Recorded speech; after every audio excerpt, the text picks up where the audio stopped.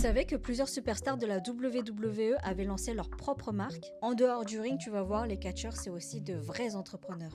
Bienvenue dans l'épisode 3 de Catchoscope, dans lequel on va découvrir les différents business des superstars de la WWE. On commence tout d'abord avec un mec que tu connais forcément, The Rock. En 2021, il lance avec des associés une nouvelle gamme de boissons énergisantes, pas comme les autres, appelée Zoa Energy. Et à la base, comme chaque projet d'entrepreneur, ils se sont aperçus qu'il y avait un vrai vide sur le marché des boissons énergisantes. Il n'y avait aucune boisson énergisante qui était assez clean. C'était beaucoup rempli de sucre et d'ingrédients nocifs pour la santé. Alors ils ont décidé de créer une boisson qu'ils auraient eux-mêmes envie de boire au quotidien. Ils ont donc créé Zoa Energy, une boisson sans sucre, riche en vitamines et ingrédients sains, et aussi à base de caféine naturelle.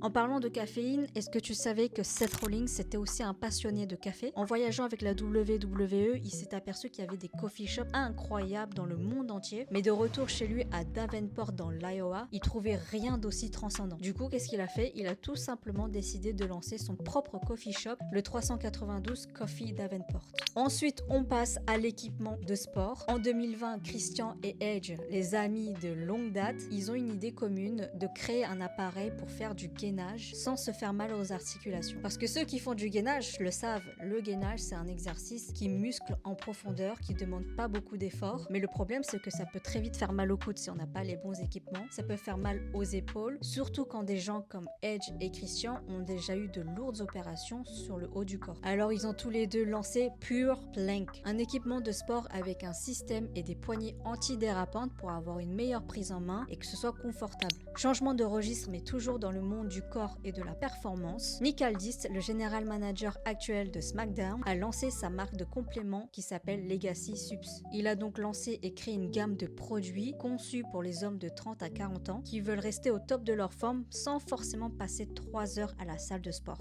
Et enfin, on peut pas parler de business de superstar sans parler du phénomène qu'est la boisson Prime, la boisson qui a été créée par Logan Paul et KFC en 2022. Ça, normalement, tout le monde connaît, c'est une boisson d'hydratation avec plein de goûts différents et qu'on voit surtout tout le temps pendant les émissions de la WWE. D'ailleurs, dites-moi si vous voulez qu'on fasse une dégustation des boissons Prime, ça peut être très marrant.